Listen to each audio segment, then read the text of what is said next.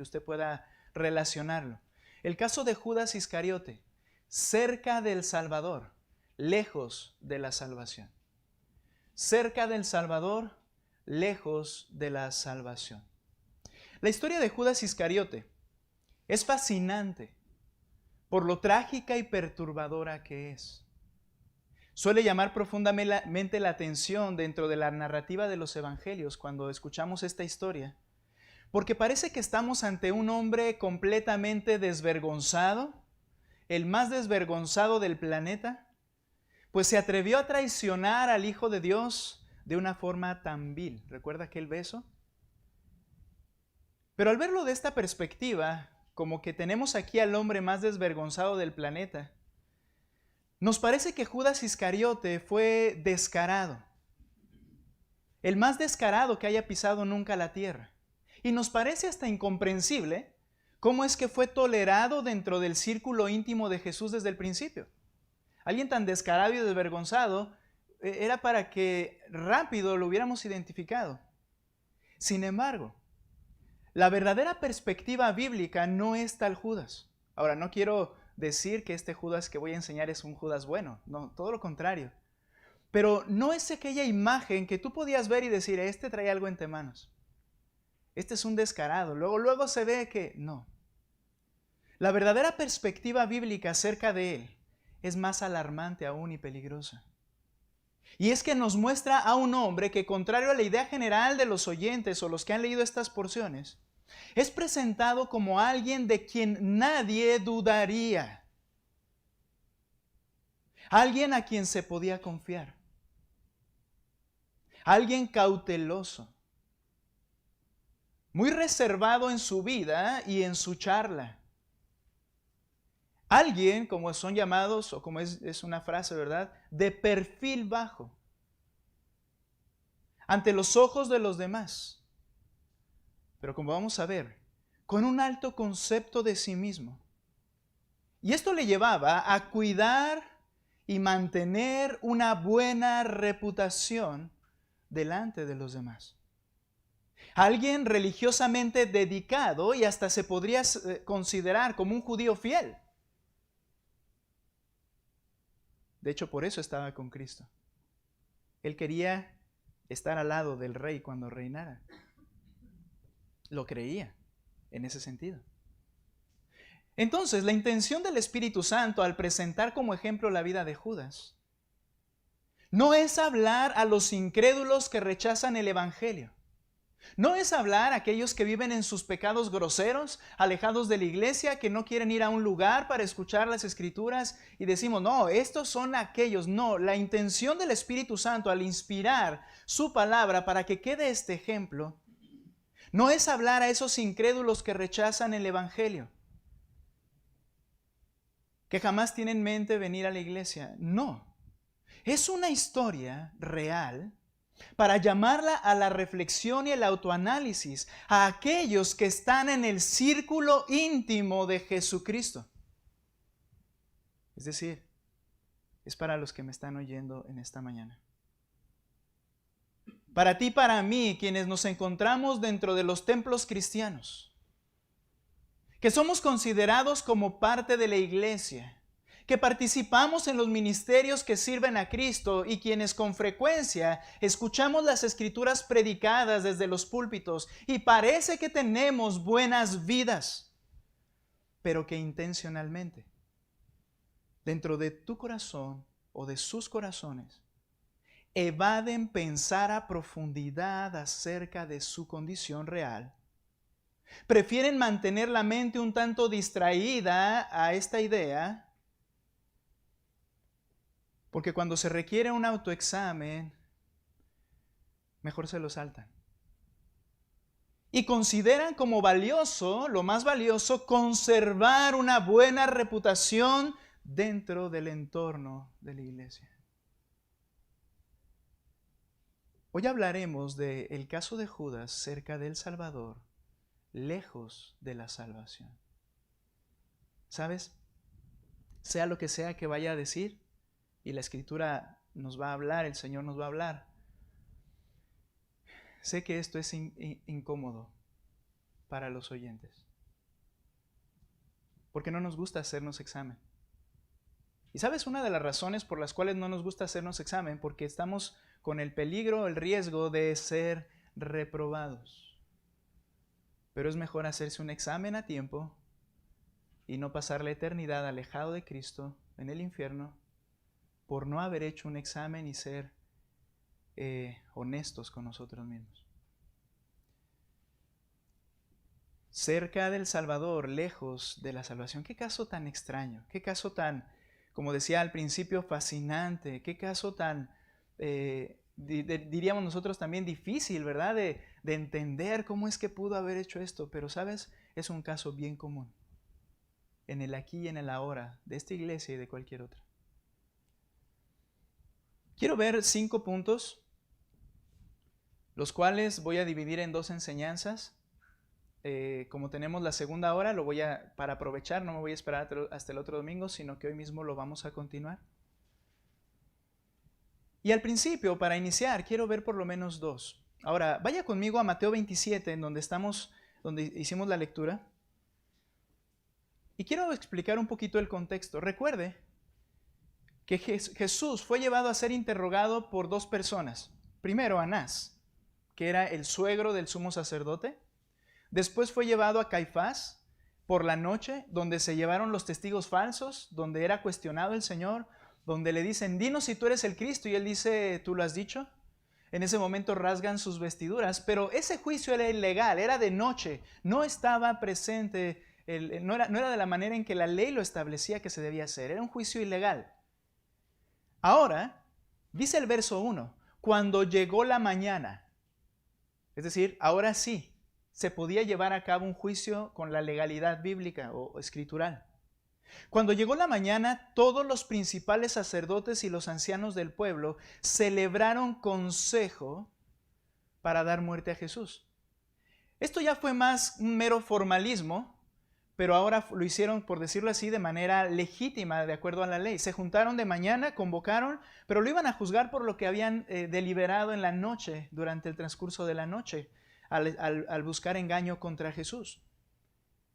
Y después de atar a Jesús como un malhechor, literalmente amarrarlo en sus brazos como para que no se fuera a escapar, lo llevaron y lo entregaron a Pilato, el gobernador, y después ahí vienen otros 3 juicios, o otras 3 entrevistas, por llamarlas de alguna forma. Pero en este lapso, cuando ya sucedió lo de la noche, en la mañana ya se tomó una decisión pública y legal, supuestamente, ahora el Señor es llevado atado para entregarlo a Pilato. Y es en ese contexto en que Judas observa lo que está pasando. Percibe, está allí. De hecho, estaba más cerca de lo que tú y yo nos imaginamos. Lo explicaré a lo largo de la enseñanza. O quizá al final. Y entonces dice el versículo 3, entonces Judas, el que lo había entregado, viendo que Jesús había sido condenado, sintió remordimiento y devolvió las 30 monedas de plata a los principales sacerdotes y a los ancianos. ¿Qué condición de Judas tan especial? Solo Mateo habla acerca de las últimas horas de vida de Judas. Y solo aparece una referencia más acerca de su muerte en el libro de los Hechos. A su vez, los 4 escritores del Evangelio revelan que él fue el que llevó a cabo la traición cuando se presenta con los soldados por la noche. Y describen con cierto asombro que Judas era el traidor. Realmente la manera en que Mateo escribe, la manera en que, Marcos y Lucas fueron guiados, uno por Pedro, el otro por Pablo. El otro escritor de Evangelio que era apóstol era Juan. Mateo y Juan realmente eran los únicos apóstoles literales que estuvieron allí. Los otros 2 fueron guiados por los que estuvieron allí. Ahora, cuando escribe Mateo, manifiesta un asombro. ¿Quién era el que venía con toda la turba? Judas Iscariote. Como decimos nosotros, ni por aquí les había pasado. ¿Sabes por qué? Porque Judas fue muy cuidadoso en cuanto a su reputación ante los demás. ¿Quién podía pensar mal en un hombre judío, fiel en su religión, que estaba y había sido escogido por el mismo Señor Jesucristo, ¿Quién iba a pensar mal en uno cuyo nombre significa alabanzas a Dios? Cuando Judá nace, Lea le da a luz el hijo a Jacob, y Lea dice, alabado sea el Señor, y le puso Judá, que es alabado. Judas es alabanzas al Señor. Parecía que todo cuadraba bien. Él fue muy cuidadoso en cuanto a su reputación. Pero este primer punto que quiero que veamos es el siguiente.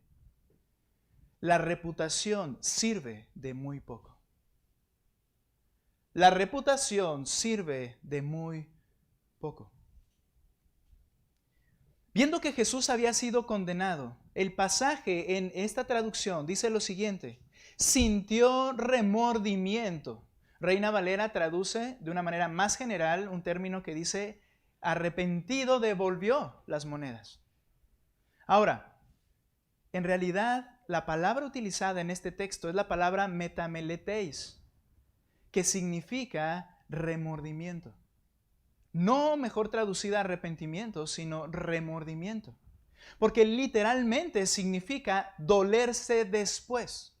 Es decir, es el típico pensamiento que surge de reflexionar y dice la persona en su mente, ¿cómo pude haber hecho esto? Llevó a cabo algo y después vino un dolor y decir, ¿qué hice? Eso se llama remordimiento. Dolerse después. Esta idea surge de un corazón que no puede soportar la idea de aceptar que se ha equivocado. Mira, esto está como base en el orgullo. Cuando, ¿por qué hice eso? ¿Por qué dije aquello? ¿Por qué? Estas ideas, estos remordimientos, este dolerse después de que ya hicimos las cosas, está como base en nuestro orgullo. ¿Cómo es que yo pude haber hecho eso? Y este pensamiento no lo dejaba en paz. No soportaba la idea de haberse equivocado. La Biblia nos muestra cómo Judas valoraba mucho su reputación y la cuidaba. De hecho, se ganó la confianza del grupo para ser quien portara las finanzas de todos. Nota por favor Juan capítulo 13, versículo 29. Solo algunos pequeños pasajes a lo largo de la Biblia, de los evangelios, nos hablan de Judas y de su andar. Pero miren lo que dice 13:9. Simón Pedro le dijo, perdón, déjeme ver si estoy correcto. 29 dije, ¿verdad? Es que ya me había movido de mi hoja. 13:29 dice lo siguiente: porque algunos pensaban que como Judas tenía la bolsa del dinero, Jesús le decía, compra lo que necesitamos para la fiesta o que diera algo a los pobres. Mira, Judas era el que guardaba el dinero, y no solo eso, sino al que mandaban a la tienda. Era el que iba y hacía las transacciones. Era el que iba y compraba lo que ellos necesitaban para comer. ¿De dónde obtenían este dinero? Bueno, había gente adinerada, creyente en Jesús, que les apoyaba con sus recursos. Y tenían para poder comer. Y entonces Judas tenía la bolsa y Judas era el que hacía las compras. Ahora, esto no quiere decir que todo aquel que sea el tesorero de la iglesia es el Judas de la iglesia. Esto es muy diferente, porque luego lo traducen así rápidamente. No es así. El punto es que tú en un grupo que va a guardar el dinero tienes que ver a alguien que sea digno de confianza. Es ahí donde voy. Judas era a los ojos de todos digno de confianza. Se ganó la aprobación de los demás porque él cuidaba mucho su reputación. De hecho, tenía tanto cuidado y era tan sigiloso en este sentido, que sabía cómo hacer para influenciar al grupo sin quedar mal con nadie. Ve conmigo a Mateo 26. Es la ocasión en que el Señor es ungido con un perfume muy caro. Juan nos revela lo que Mateo, Marcos, Lucas no nos dijeron. Yo tengo una teoría.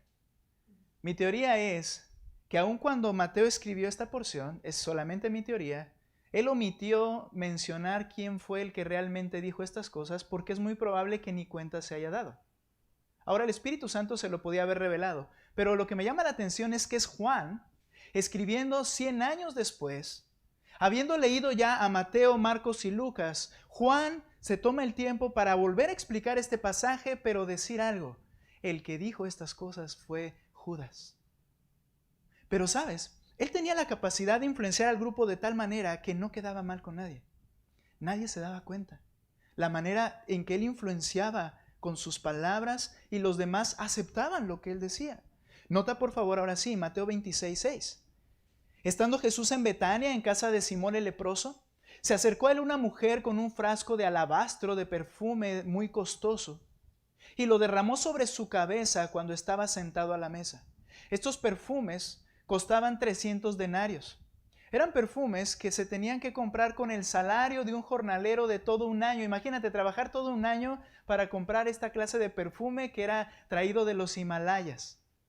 Ahora, María saca este perfume, sabe y entiende que Jesús ya no va a estar con ellos, lo derrama en su cabeza. Bien, entonces dice el versículo 8, pero al ver esto, los discípulos, habla del grupo en total, los discípulos se indignaron y decían, ¿para qué este desperdicio?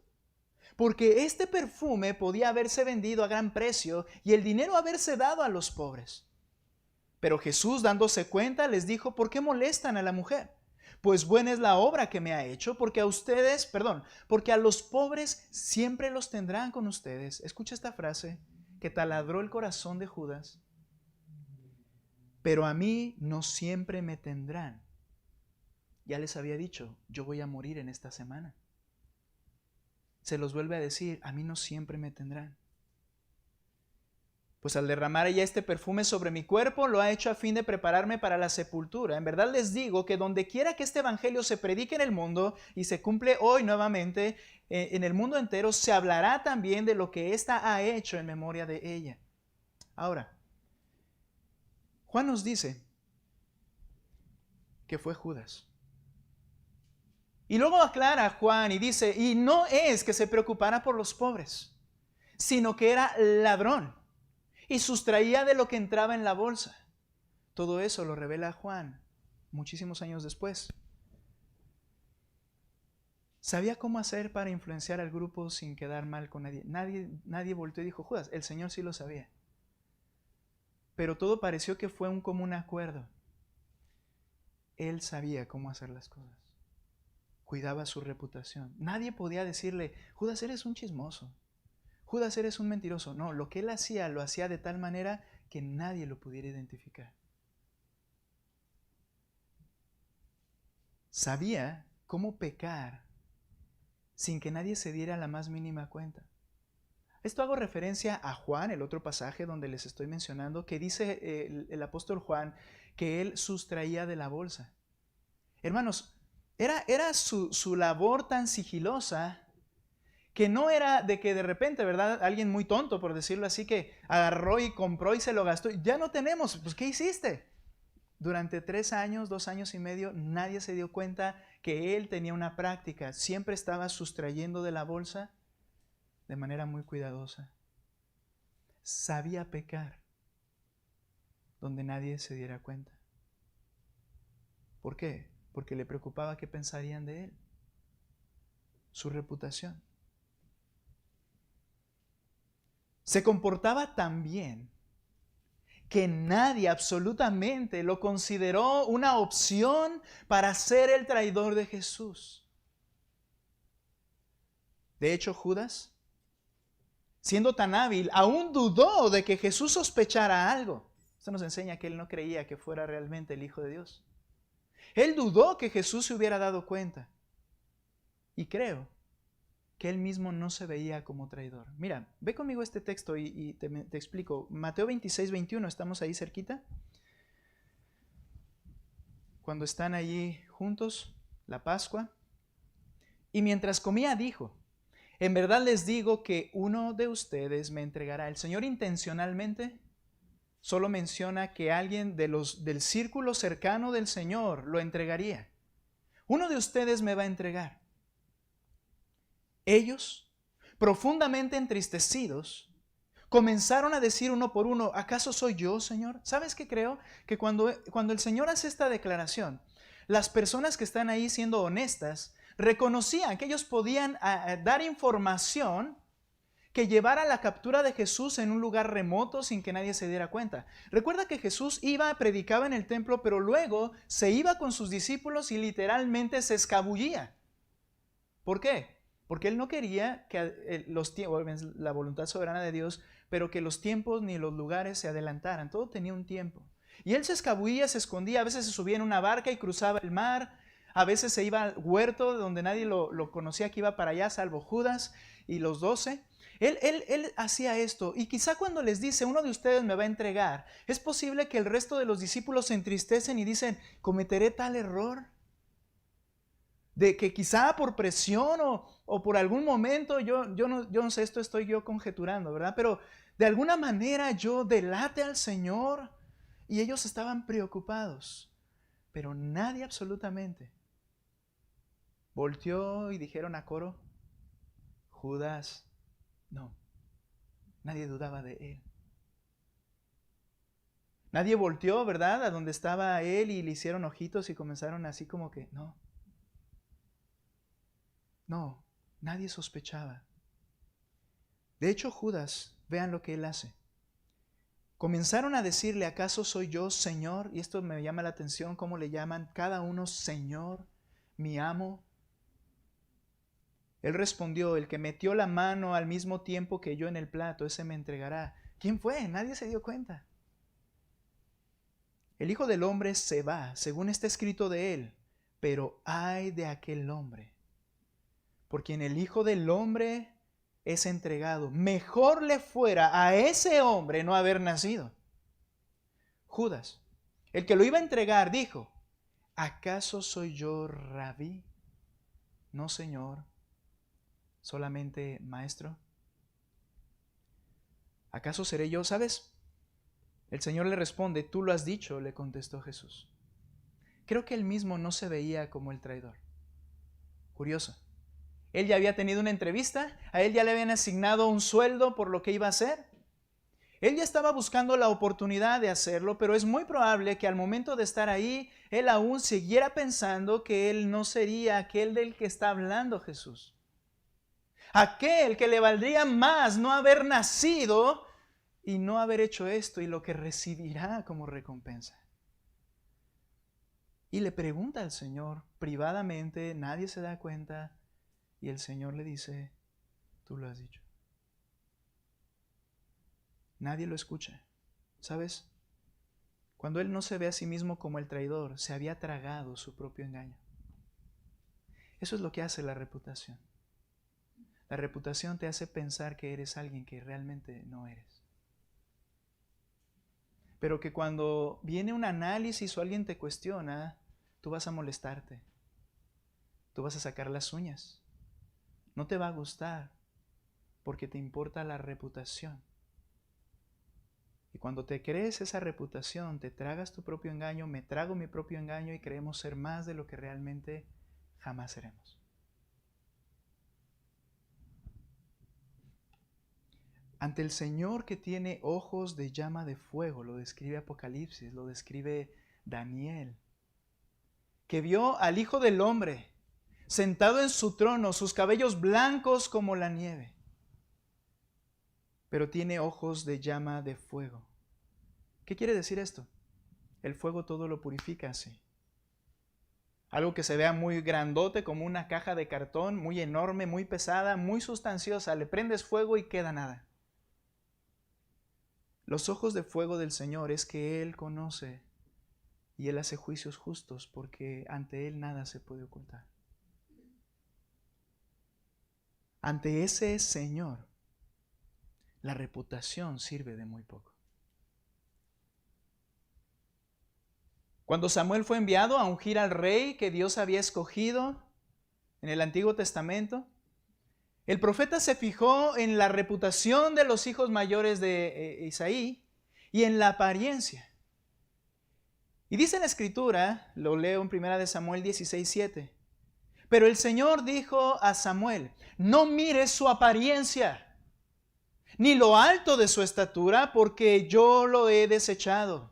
Esas características que nos suelen ser la manera en que vemos a las personas, su reputación y su aspecto, dice el Señor, yo eso ya lo he desechado. Porque sigue la lectura, Dios no ve como el hombre ve, pues el hombre ve y mira la apariencia exterior, pero el Señor mira el corazón. Tú puedes ganarte el favor de quien sea. Tú puedes parecer algo muy digno, muy honesto, muy limpio, muy lo que sea, en el círculo íntimo de Jesús. Pero Él conoce tu corazón. Sabe lo que realmente amas. Sabe lo que realmente buscas. Sabe lo que realmente te interesa. Y por eso nos deja el ejemplo de Judas. La reputación te va a servir de muy poco.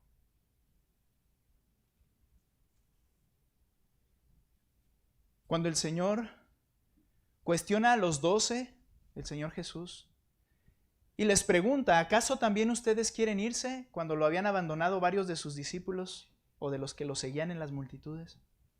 Simón Pedro le respondió, Señor, ¿a quién iremos? Tú tienes palabras de vida eterna. Y hablando Pedro por todos, dice, y nosotros hemos creído y sabemos que tú eres el Santo de Dios. Salvo Judas. Nosotros sí, Judas no.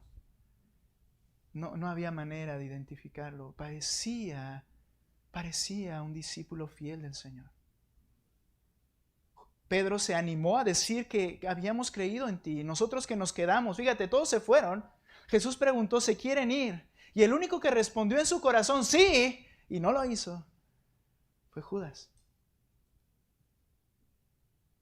Y cuando acaba de decir estas palabras Pedro, Jesús le respondió, ¿no los escogí yo a ustedes los 12?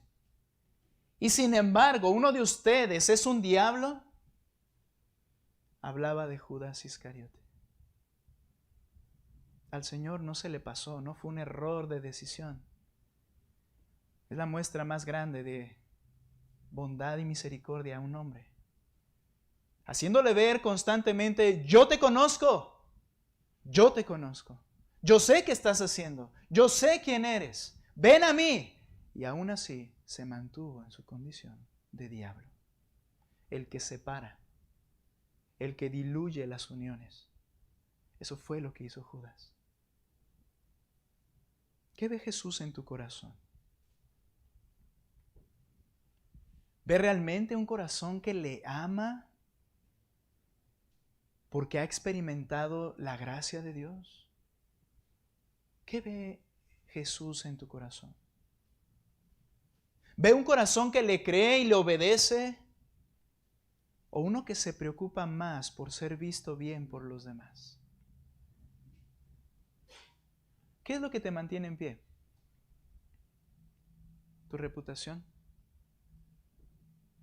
¿Tus años en esta iglesia? ¿O en cualquier otro lugar? ¿Eso crees que le va a valer al Señor? Él mira el corazón. Al final, siempre la reputación es una cortina de humo, pero la integridad es permanente. Judas se ocupó de su reputación, pero no fue íntegro. El exterior no correspondía con lo que había en el interior. Estuvo tan cerca del Salvador, pero lejos de la salvación. Y este es el gran temor y peligro. Que tú estés cerca del Salvador y en este lugar y lejos de la salvación. Analízate honestamente. La reputación realmente no sirve de nada.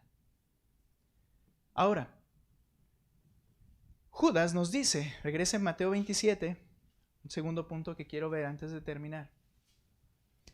Judas 27, dice el verso 3, lo vuelvo a leer. Entonces Judas, el que lo había entregado, viendo que Jesús había sido condenado, sintió remordimiento. ¿Recuerdas lo que significa? Dolor después. ¿Ya que hice? Dolor. Bien, remordimiento. Ahora, el dolor que experimentaba Judas, ¿alguien me está silbando? No, no sé qué, El dolor que experimentaba Judas, hermanos, era real. El dolor que él sentía era real. Experimentaba en él un sentimiento profundo de condenación, tan profundo que la angustia se apoderó de él. Realmente le estaba doliendo lo que estaba sucediendo, estaba con remordimientos profundos. Pero quiero ver como segundo punto, el dolor de nada aprovecha. El dolor de nada aprovecha. Quiero que te des cuenta el poder del remordimiento, que es ese dolor que viene después orgulloso por haber hecho algo que no debía hacer. Tiene un poder extraordinario, podríamos decir. Este dolor es realmente intenso y puede ser confundido con un verdadero arrepentimiento. Algo que ha ido cambiando, que lucho muchas veces, ¿verdad? Es que al principio, cuando predicaba el evangelio, cuando había momentos en que compartía las escrituras a alguien nuevo, y yo le veía llorar, yo decía, y le decía luego a mi esposa, mi amor, creyó. ¿Por qué? Porque lloró cuando yo le estaba exponiendo el evangelio. Y ahora ya no lo creo así. Ahora, no quiero decir que muchos de nosotros no hayamos llorado cuando creímos el evangelio. Lo que quiero decir es que es un dolor, el remordimiento, es un dolor que es realmente intenso y puede ser confundido con un verdadero arrepentimiento, pero no es arrepentimiento. De hecho, puede llevarte a acciones drásticas que ni siquiera hubieras imaginado e inusuales. Judas fue capaz de devolver su Dios funcional, que era lo que él amaba más que al Señor Jesucristo, la posición y el dinero. Era un ladrón. Eso que él amaba, el dolor de ese remordimiento fue tan profundo que fue capaz de devolver la plata que él había recibido. Cualquiera diría, wow, se arrepintió Judas. Pero el dolor y el poder del remordimiento es bastante interesante. Caín, por ejemplo, el primer asesino, después de haber matado a su hermano, a escondidas según él, y Dios le dijo lo que ha hecho, Caín dijo, esto es difícil de llevar, yo voy a irme, lo digo en mis palabras, yo voy a irme y que alguien me mate, dijo él. Y le dijo el Señor, no, ¿sabes? Yo voy a poner una marca en ti y nadie te va a tocar. Vas a vivir el tiempo que te resta con ese sentimiento de haber hecho lo que hiciste. Paráfrasis, no dijo todo eso. Dijo, voy a poner una marca en ti y el que mate a Caín 7 veces también será castigado. Es decir, nadie te va a tocar, Caín. Caín deseaba morirse. El faraón. El remordimiento de haberse negado a obedecer a Dios cuando Moisés y Aarón le dijeron, dice Dios, deja ir a mi pueblo. Si no viene esta plaga, vino, se endureció, vinieron otras y otras plagas. Entonces llegó un momento en que el dolor, este dolor del remordimiento, después de haberse negado a Dios, le llevó a declarar varias veces las siguientes frases. Está bien, oren por mí. Oh, ¿entendió? No, era el pesar del remordimiento. E incluso declaró, esta vez he pecado, el Señor es justo y yo y mi pueblo somos los impíos. Pero cada vez que hablaba, solo era pasar un poco de tiempo y vez tras vez se rebeló contra Dios. ¿Cuál fue la última ocasión en que se rebeló contra Dios? Cuando habiendo dejado ir al pueblo, va y los persigue y los quiere destruir en el desierto y Dios acaba con él y con su ejército. ¿Se arrepintió en algún momento? El dolor te puede llevar a hacer cosas que podrían ser impensables, pero no quiere decir que estás arrepentido. Ese dolor porque yo hice esto. Ve conmigo a Lucas 16, por favor. Mateo, Marcos, Lucas. Lucas 16.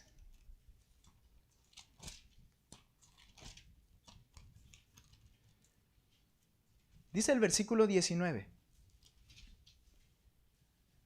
Leo lo que considero es una parábola. Había cierto hombre rico que se vestía de púrpura y lino fino, celebrando cada día fiestas con esplendidez. Y un pobre, perdón, llamado Lázaro, que se tiraba en el suelo a su puerta cubierto de llagas, ansiaba saciarse de las migajas que caían de la mesa del rico. Además, hasta los perros venían y le lamían las llagas. Sucedió que murió el pobre y fue llevado por los ángeles al seno de Abraham. La idea es, ¿dónde están los salvos? Al seno de Abraham. Y luego dice, murió también el rico y fue sepultado. Y en el Hades, es decir, una antesala del infierno, o el infierno antes de ser el lago de fuego, algo de alguna manera lo podemos entender así. En el Hades, el rico alzó sus ojos estando en tormentos y vio a Abraham a lo lejos, lo siento, y a Lázaro en su seno. Y gritando, dijo, Padre Abraham, ten misericordia de mí, y envía a Lázaro para que moje la punta de su dedo en agua y refresque mi lengua, pues estoy en agonía en esta llama. Pero Abraham le dijo, Hijo, recuerda que durante tu vida recibiste tus bienes y Lázaro igualmente males. Pero ahora él es consolado aquí y tú estás en agonía. Debo aclarar algo. Nadie va al cielo por ser pobre. Vuelvo a referir que es una parábola. Lo que está enseñando el Señor es que lo que amaba más el rico era su riqueza. Y este hombre que no tenía nada era un creyente genuino del Señor, era un judío genuino del Señor. Ahora, le dice a Abraham, en esta parábola no es posible, ¿verdad? Además de todo esto, perdón, 26, vaya conmigo el 26. Además de todo esto, hay un gran abismo puesto entre nosotros, perdón hermanos, y ustedes, de modo que los que quieran pasar de aquí a ustedes no pueden, y tampoco nadie cruzar de allá para nosotros. Entonces él dijo, te ruego, pues Padre, que lo envíes a la casa de mi padre, pues tengo 5 hermanos. De modo que él los prevenga, para que ellos no vengan también a este lugar de tormento. Pero Abraham dijo, ellos tienen a Moisés y a los profetas, que los oigan a ellos. Y el rico contestó, no, padre Abraham, sino que si alguien va a ellos de entre los muertos se arrepentirán. Pero Abraham le contestó, si no escuchan a Moisés y a los profetas, tampoco se persuadirán si alguien se levanta de entre los muertos. El remordimiento, aparte de la llama de fuego en el que estaba, llevó al rico a clamar a Abraham en la parábola para que enviase a alguien a predicar el evangelio a su familia, estando ya él en el infierno. Él reconoció que lo que había hecho, que lo que había amado en esta tierra era incorrecto. Él se daba cuenta allí y decía, ¿cómo es que hice esto? Pero ¿sabes? Él pedía algo que era inusual, que alguien fuera y les hablara, que ellos creyeran, que no vinieran a este lugar. Eso no es usual. Y el remordimiento puede llevar a esto.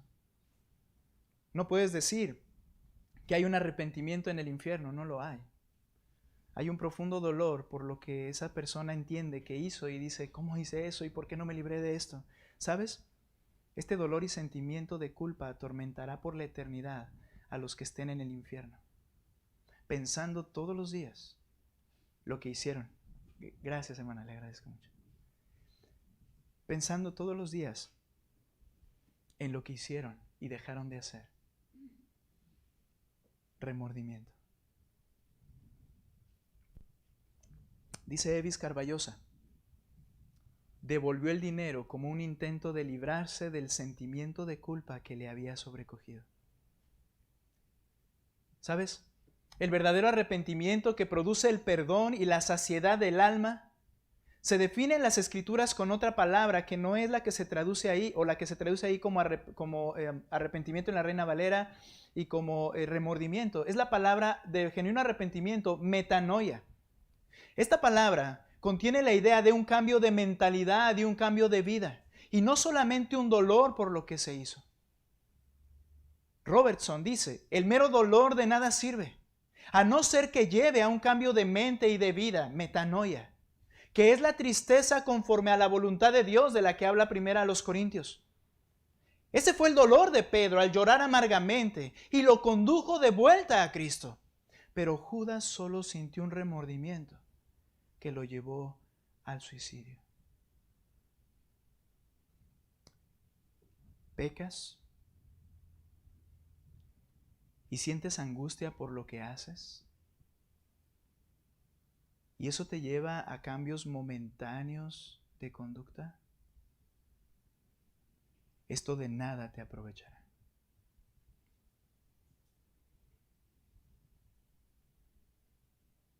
Solo el dolor que te lleve a reconocer quién eres y a sentar a Cristo en el trono de tu corazón para servirle y adorarle es el arrepentimiento que obtiene la salvación.